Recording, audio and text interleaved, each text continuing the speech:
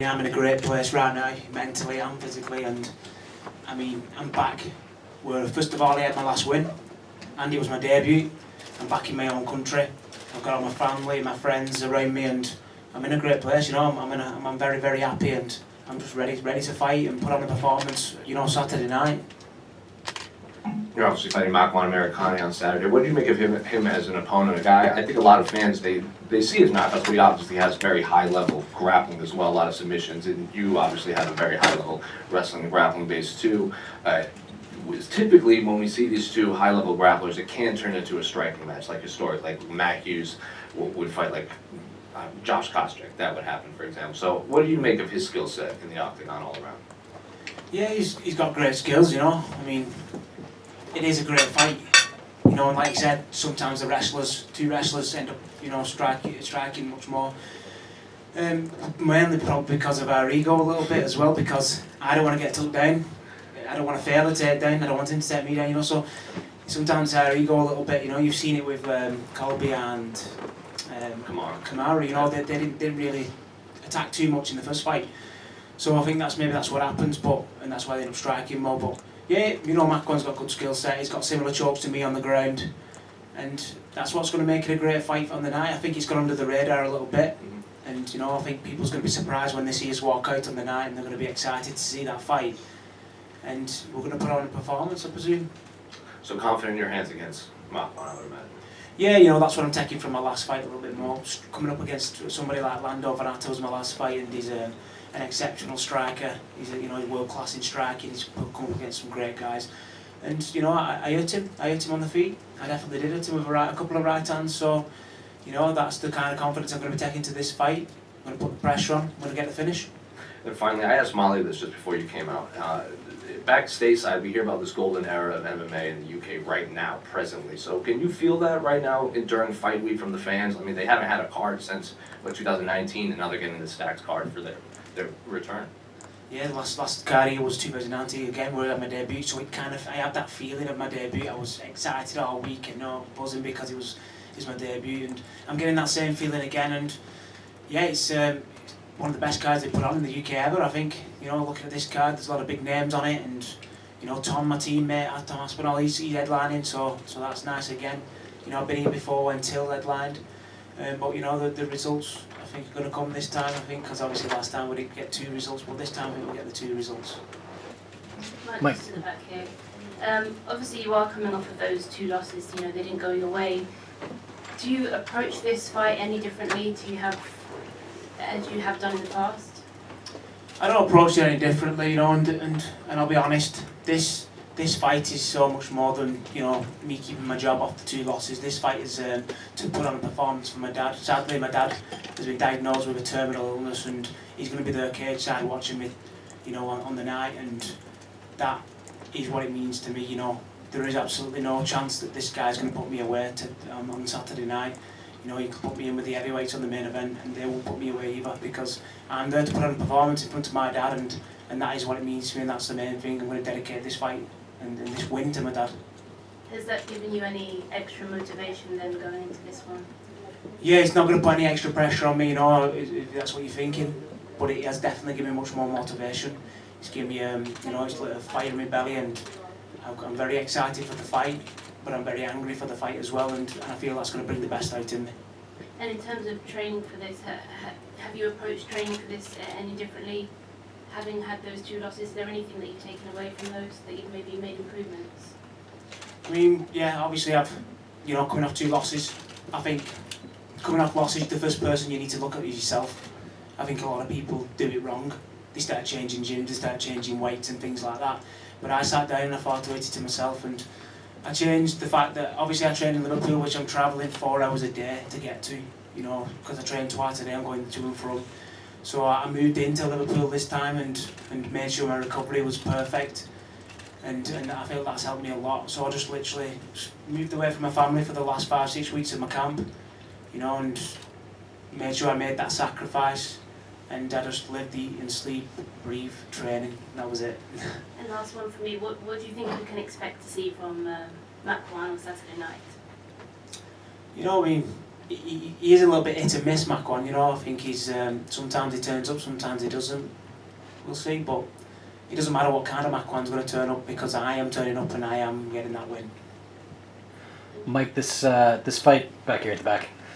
This fight was originally part of the ill-fated 2020 London card, and did you ever in your wildest dreams think you would get it back 2 years later with the fans back and all this attention? I mean, I've looked at Makwan even before I got into the UFC. He fought people I knew, you know, and I've always watched him. So I always, you know, envisioned that I was going to fight this guy. Don't know why, maybe because he had good wrestling and I knew I had good wrestling. I always thought we'd come up and get a match against each other. But yeah, obviously I got matched against him in 2020, a week before. You know, he got cancelled because of the COVID. But I'm happy it's come back round again. It's a fight I've always wanted, and it's obviously a fight we've got now, and I'm happy about that. Yeah. How different a fighter is he from the Makwan Americani of 2 years ago? I mean, obviously he's coming in with quite a bit of pressure. You know, 3 losses. Probably I'd say he should have won a couple of those fights. You know, he fought a guy who was on a debut and took it late, and he lost to that guy. I can't remember his name. And then obviously Everton Bebo. So you know, it's a great fight, and there's no shame in losing to that guy. But and then Laurent Murphy obviously knocked him out, and it was quite a bad knockout. So he's probably coming in with a bit of pressure this fight. I think he's definitely a different fighter to a couple of years ago. The last one for me. I know media and fans, we make a big deal about having the hometown advantage and fighting at home here in England. I mean, obviously the fans are going to be loud and behind you come Saturday night, but how much of a factor is that in a fight for you? Yeah, I thrive off that. I mean, obviously, me walking out for my debut, like I said, a few years ago, I'll have that same feeling again. I'm getting the same feeling now, fight week. You know, everything's similar. I'm having that. I've got that excitement, and I think it's going to be the same on the night. I think it's going to be even better this time. Last time I was first on. You know, this time it looks like I'm the last one on the prelims so far. Looking at the card, so there's going to be more fans. You know, I've got my teammate on. There's another. You know, there's a lot of people. Obviously, there's one half of the card is pretty much British, so I'm presuming all their fans are going to be there too, and they're going to be screaming for me as well. So I think I'm going to thrive off that attention. I'm going to thrive off that loudness, and I'm going to put on the performance of a lifetime. Hey Mike, just down here. How are you doing? I'm going great, thanks, mate. So you alluded to this a little bit in one of your previous question and answers, but my colleague Nick P on the Fight Disciples podcast this week also mentioned how you used to travel like 4 hours just for training, and you know it wasn't allowing you to recover the way that you wanted to. So obviously now you've got a flat and you're living closer to the gym. Are you already reaping the benefits of that right now, and how much of that do you think that will be a factor coming into the fight this weekend? I think it's a big factor, yeah. You know, your recovery, you know, obviously as I'm getting older as well, I mean, your recovery is so important. I can train as hard as anyone in the gym, but if I'm not doing the right recovery, then I don't think it's great. So, yeah, recovery, and like I said, my sleep's been good. I mean, I've got 3 kids, but I've got 2 young kids at home, and they're climbing into bed in the middle of the night, you know what I mean? So, I'm getting woke up in the middle of the night. Broken sleep for an athlete who's training 4 to 5 hours per day is not good, so I've had none of that. You know, it's been tough leaving my family. I love my family, and you know, my wife's been great. She's you know, sacrificed everything she's had to sacrifice too to make sure she can look after the kids and make sure she's there for me. And it's been fantastic, and I feel I'm cutting weight right now, but I feel great. I feel, you know, ready to go into my last bit of my weight cut tomorrow and fight Saturday. I'm feeling great. And it was only a couple of fights ago that you were on a 9-fight win streak. So how excited are you to remind the world who Mike Grundy is again? Exactly, yeah. You know, that is, you know, I'm going in with a bit of a chip on my shoulder really on Saturday night because, you know, like I said, this fight's gone under the radar. I feel like I've gone under the radar a little bit. You know, I know I'm going to have 2 losses, but there was close fights, there was great fights. So yeah, I'm going in to make a statement and, like I said, put on a great performance.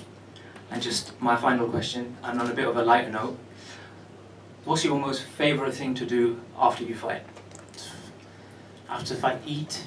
I mean, this time I'm going to stay. I didn't stay in London last time I fought here, but I'm staying in London. You know, I'm going to spend some time with my dad and my family up in London, just a couple of days, and I've made sure I've searched out some of the best restaurants.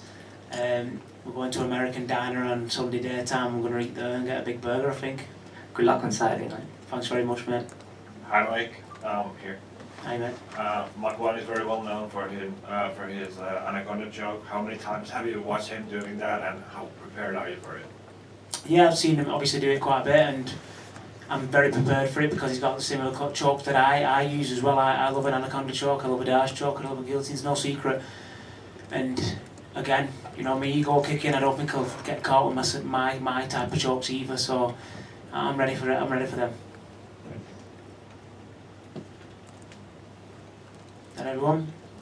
Mike, just a quick one. Yeah. It's the 20-year anniversary of the first ever UFC London event this year, the Brawl in the Hall. On that night, Ian Freeman was in a very similar position to yourself. His dad was, you know, in the hospital with a terminal illness. Yeah. He actually stole the show. He produced the performance of his life, stopped Frank Mir, and it went down in UK MMA folklore as the coming out party. Yeah.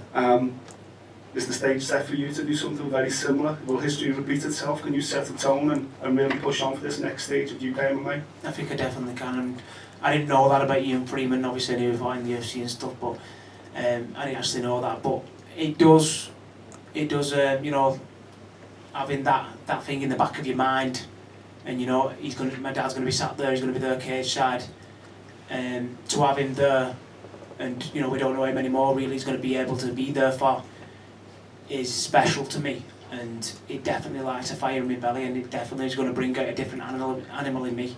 It definitely is, you know, and hopefully that's going to be a performance of the night.